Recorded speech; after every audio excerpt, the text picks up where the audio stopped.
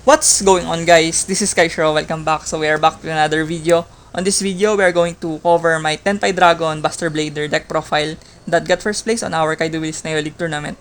So this is my current innovation with the Tenpai Dragon because I have opted to play Buster Blader version of the deck because I want to boost the going first capacity of the deck.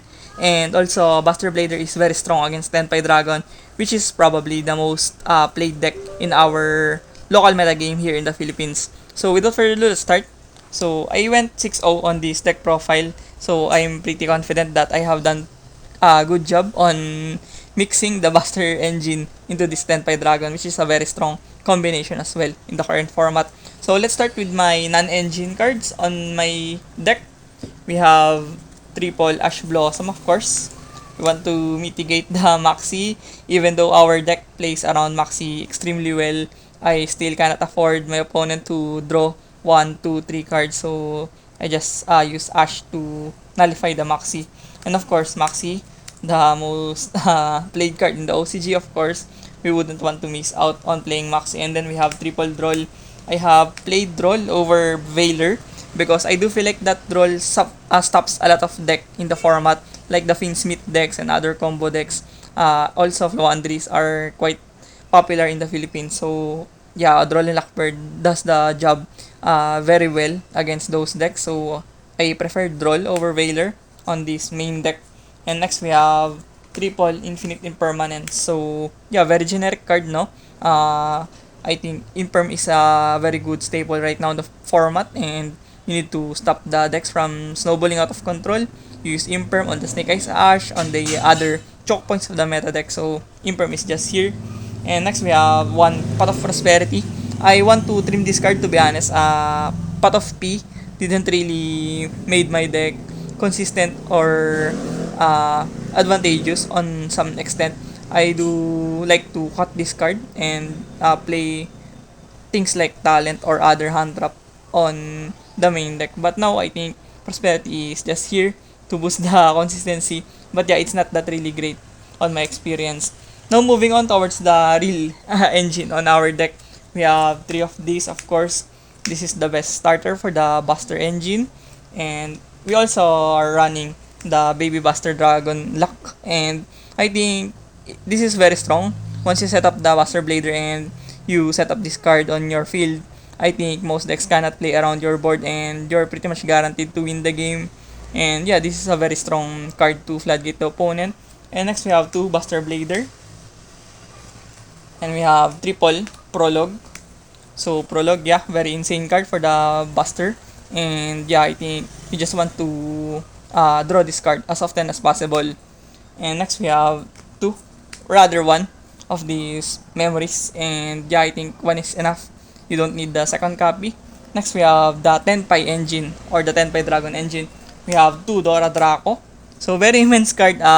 Some Tenpai Dragon players prefer to play this at 3, sometimes 1, but I think 2 is the correct ratio for this deck. And yeah, I think this card is very strong on the Tenpai. It gets a lot of going for the deck. You plus so much cards and you technically OTK the opponent once you draw this card. This is a 1 card OTK card as well. So yeah, I play this card at 2. But yeah, let's see whether I would trim this card on 1 or I would bump it into 3. But for now, I think 2 is the correct number. Next, we have triple Chundra. So yeah, the best card on the Tenpai probably. And aside from the field spell, of course. But yeah, Chundra 3, I think it's the most optimal number of Chundra in our deck. In any Tenpai Dragon deck, to be honest. And next, we have double Pydra. So yeah, Pydra, just a phenomenal card as well for the Tenpai. It gets a lot of going for the deck. And this is also a 1 card OTK card. And yeah, I think 2 is also the correct ratio. Before 3 is the mandatory number of this card. But now you have Dora Draco. You have ways to OTK and extend further on your play. So yeah, I trim this card into 2. And I'm just a beginner on Tenpai Dragon, to be honest. I'm still learning a lot of ratios and probabilities in the deck. Next, we have the broken card. The card that broke Tenpai. We have double Genroku. So, I don't know what Konami is thinking into printing this card. This is a very absurd card. and it definitely bridges a lot of plays for the Tenpai. And once you have access to this card, I think there's a lot of passages that you can go and do to enable your OTK line. So I think Genroku at 2 is fine here. Some people play 3 and some play 1 from the YCSJ tournament last week. But yeah, I think double Genroku is probably the best ratio because you want to have second copy of Genroku once your first Genroku got stopped or you lose that resource. So you have to have another copy of Genroku to be able to utilize this card on your deck. And next we have the Green Dragon, the Fedora. Yeah, I forgot the new name of this card. I think TCG have translated this card into another name. But yeah, only one of these. Before I was playing two, but I figured that you only need one, and sometimes drawing this card is not that good, to be honest. So yeah, I only played this at one. Then we have Triple Manor, of course, the field spell, very broken card. I think this will be limited into two or yeah in the following ban list. But yeah, for now let's abuse this card, and this is the bread and butter of Tenpai. Once you set up this card, you're pretty much untouchable against your opponent. So this is a very broken card. Next we have Kaimen, triple Kaimen. So yeah, you wouldn't want to run less of this. This also an OTK enabler, and this is a very strong card to finish off your OTK plays, especially on the battle phase. So yeah, you need to play this at 3. And of course, the last card on our deck, we have 1 Terraforming. So Terraforming, very good card to boost our consistency, especially you want to have access on our field spell as much as possible. So yeah, 1 Terraforming is fine here. And moving on towards the extra deck, we have the Buster extra deck cards first. We have Double Fusion, the Buster Swordsman. Of course, I think you need to have 2 copies of this. And yeah, this also a very broken card against the Tenpai matchup, which are most likely going to happen if you're playing in the Philippines. You're going to face a lot of Tenpai mirrors. So yeah, I don't know how to play the Tenpai mirror properly using a pure Tenpai Dragon deck, but yeah, I figured that I could play the Buster Blader version to have advantages or yeah upsides against the mirror match using the Buster engine. And next we have Double Buster Dragon.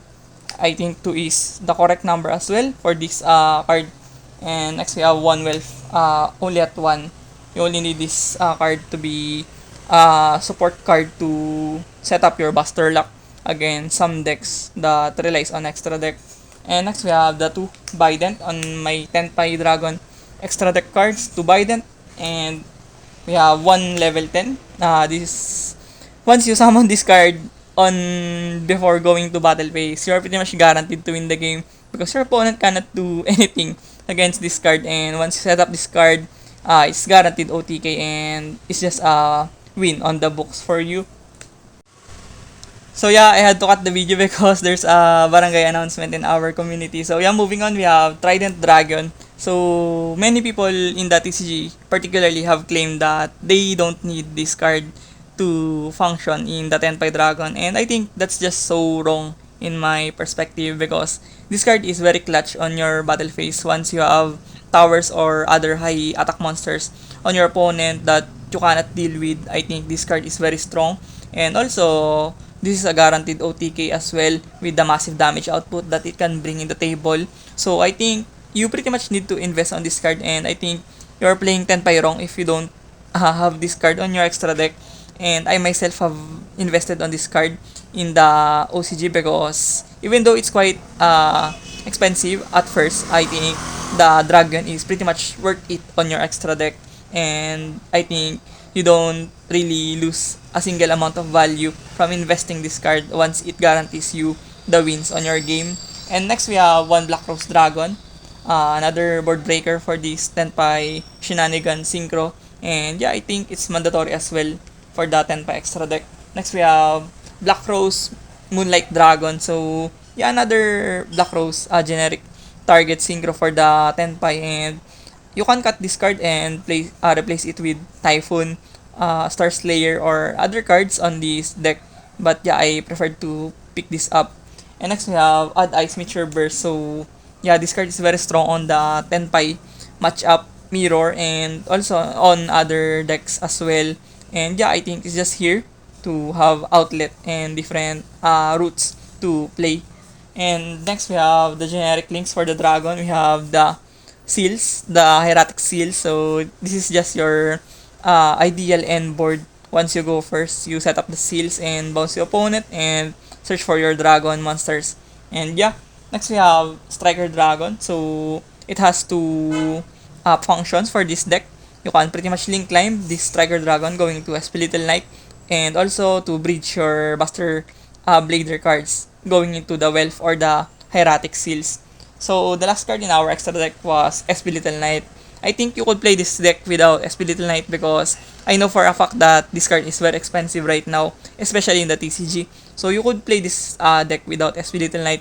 But once you get into tight, close games and yeah, really grindy games, I think SP Little Knight could come up on mid-game to late-game scenarios on your setup. So yeah, moving on, we have the side deck. We have triple Ghost Ogre and Snow Rabbit. I pretty much prefer to play this Ghost Ogre because Tenpai Dragon Mirror is very obscure and kinda difficult matchup for the Tenpai itself. So I want to draw this card to eradicate the field spell as much as possible. So triple Ghost Ogre and Snow Rabbit can be good as well against Yubel and Voiceless Voice.